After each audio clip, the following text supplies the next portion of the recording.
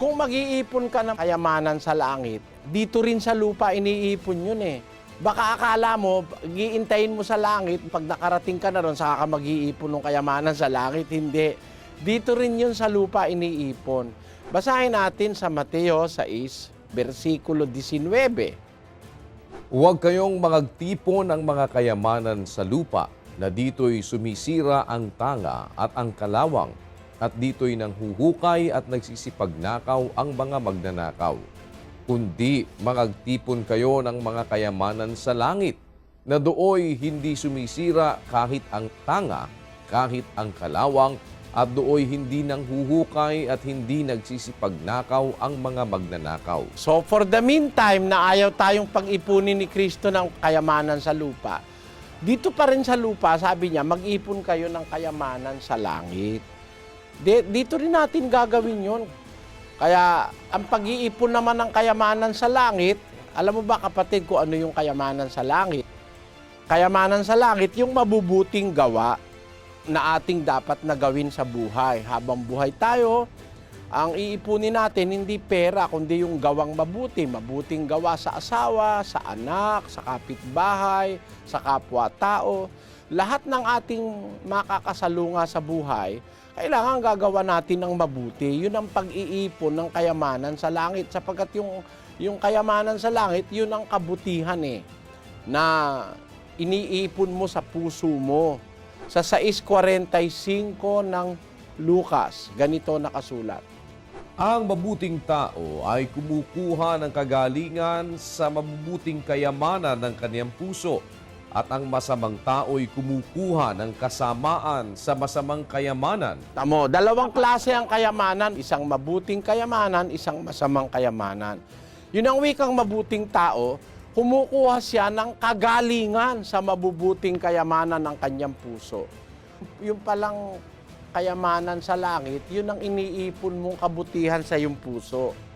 Hindi ang iniipon mo sa puso puot, selos, inggit, pait.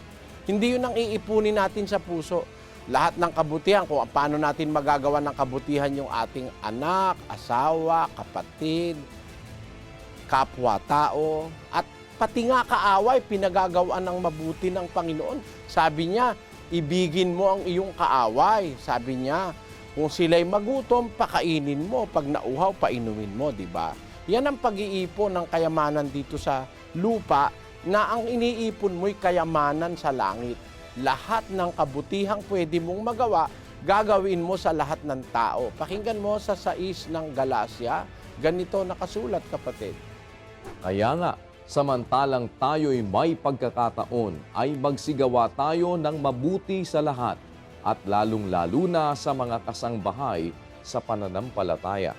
Ngayon, sabi, samantalang tayo may pagkakataon, as we have therefore opportunity, let us do good unto all men, especially unto them who are of the household of faith. Yan. Pag meron tayong pagkakataong gumawa ng mabuti, gagawa na agad tayo. Huwag nating ipagpapaliban yung mabuti. Kasi nagkakasala tayo sa Diyos pagka meron kang pagkakataong gumawa ng mabuti, hindi mo namang ginawa, kasalanan yon sa 4:17 ng Santiago. Sa nakakaalam nga ng paggawa ng mabuti at hindi ginagawa, ito'y kasalanan sa kanya. Kaya ang iipuning kayamanan sa mundo, kapatid, yung lahat ng mabubuting gawa. Yun ang kayamanan sa langit, kapatid. Iipunin mo sa puso mo ang bawat mabuting balak at naisin sa kapwa mo tao. At yun ay nirehistro ng Diyos sa langit. Sinusulat yon, kapatid. Pagdating ng paghukom, bubuksan yon. Pakinggan mo sa isang talata, kumbaga meron kang deposit slip sa langit. Nakadeposit doon kung ano yung ginawa mo, no? Basahin natin sa Apokalipsis 20:12.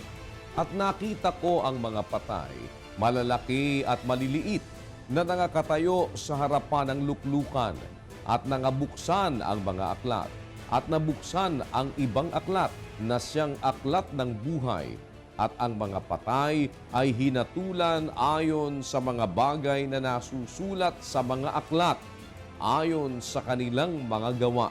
Yung mga gawa natin, itinatala sa langit yun, Kaya pagka ang ginagawa mo, magagandang gawain, isinusulat ng Diyos yun sa langit. Yun ang nagiging deposito mo, ang kayamanan mo sa langit, na pagdating ng araw, pakikinabangan mo, kapatid. Ang pakinabang doon, nasa Filipos 2:12. Pakinggan nyo. Kaya nga, mga minamahal ko, kung paano ang inyong laging pagsunod na hindi lamang sa harapan ko, kundi bagkus pa ngayong ako'y wala, ay lubusin ninyo ang gawain ng inyong sariling pagkaligtas na may takot at panginginig.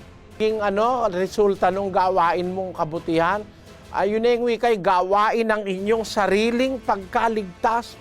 So maliligtas ka, magiging dapat ka sa Diyos. Hindi ka mapupunta sa impyerno pagka nagtipon ka ng mabubuting gawa. Yun ang sagot sa tanong mo, kapatid.